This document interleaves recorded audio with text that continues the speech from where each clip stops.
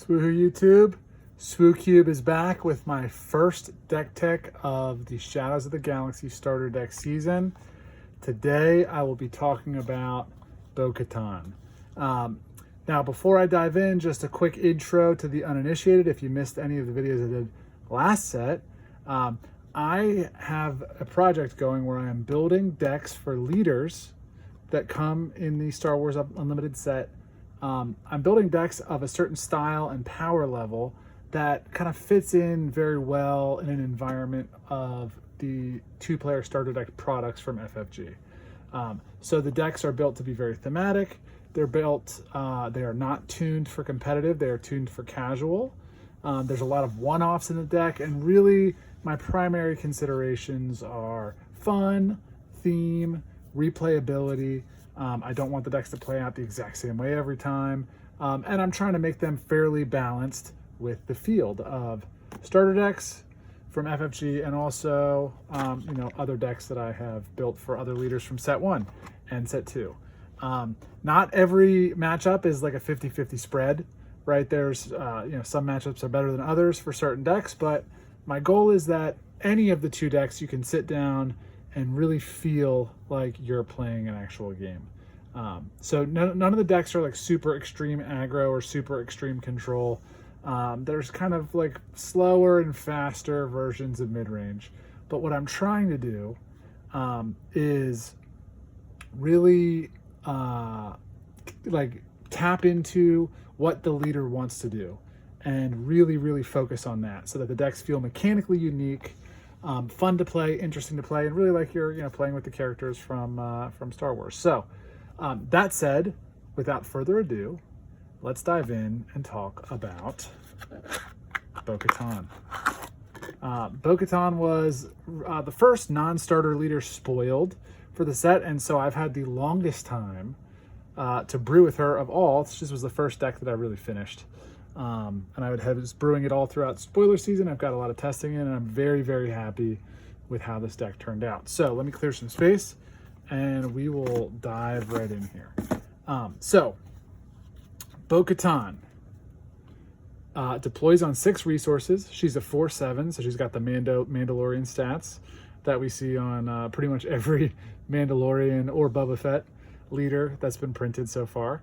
Her action reads, exhaust. If you attack with a Mandalorian unit this phase, deal 1 damage to a unit. Great, so she kind of chucks damage around a little bit like Darth Vader. Her unit side, on the other end, she gets that same ability when she attacks, but there's an added benefit. So if she attacks, she can deal 1 damage to a unit. And then an additional damage if you had attacked previously with a Mandalorian. So she's pretty strong. She requires a little bit of setup. Obviously, the deck requires a good bit of Mandalorians. How many Mandalorians was really kind of something I had to really play with to get balanced, but I'm happy with where it landed. And sequencing really matters because to get the most out of Bo Katan, you want to attack with another Mandalorian first.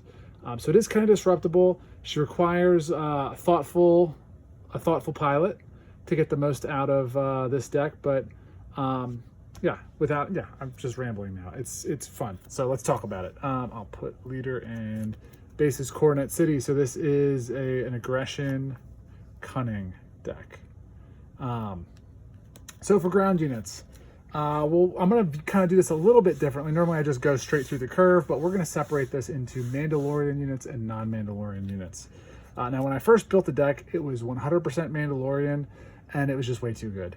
And even in the Mandalorian show, Bo Katan works with non-Mandalorians, so it's flavorful to include other riffraff of the galaxy as well. So anyway, Mandalorians first. We have 3 House Cast Soldier. This is like the best 2-drop in the deck. Saboteur gets past Sentinels, always can cleanly attack base, and turns on Bo Katan no problem.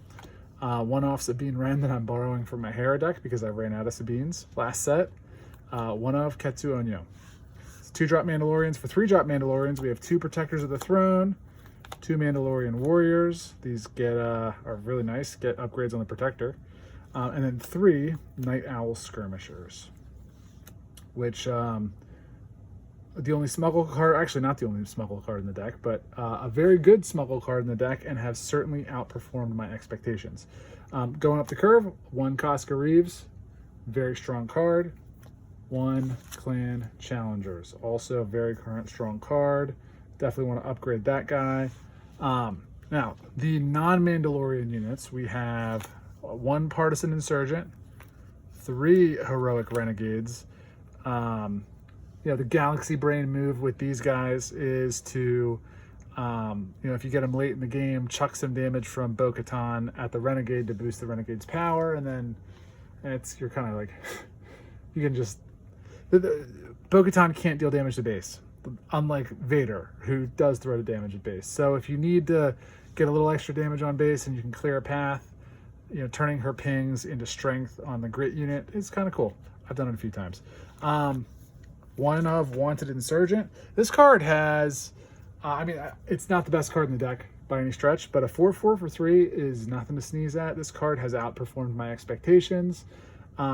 Pretty much everything but Ketsu in the deck has enough toughness or enough health to take a hit from the bounty. So just play this carefully, but it works well. And, there needs to be a certain amount of non-Mandalorian units in the deck, and that just kind of curved out well. 1 Principled Outlaw, 1 Resourceful Pursuers, and then at the very top end, a Lone Fennec Shand.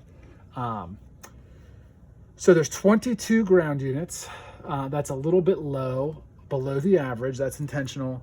And of those 22, 8 are non-Mandalorian.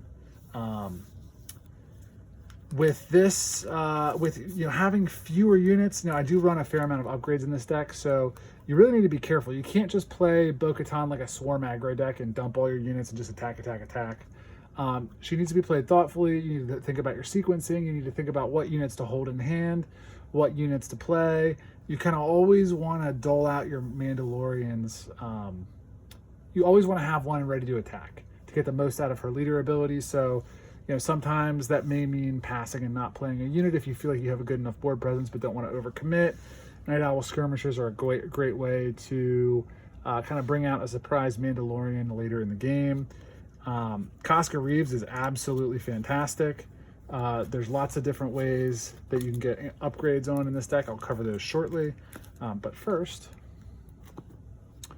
let's talk about space units. Not too many space units, just 7. 2 Rokai gunships. The when defeated on this, throwing a damage around is great.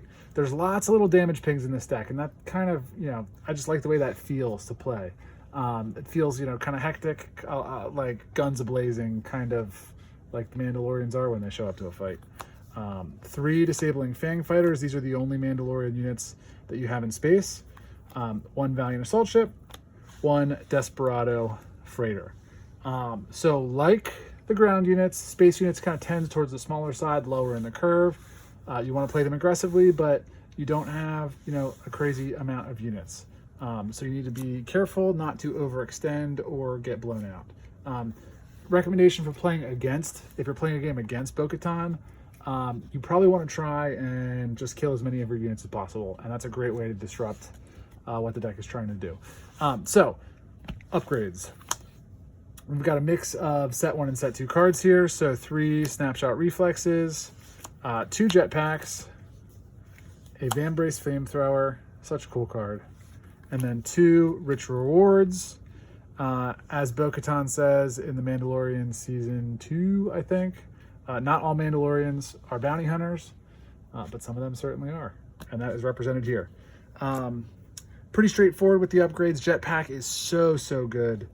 Out of the smuggle, getting a shield token is just fantastic. Yeah, not much to say there.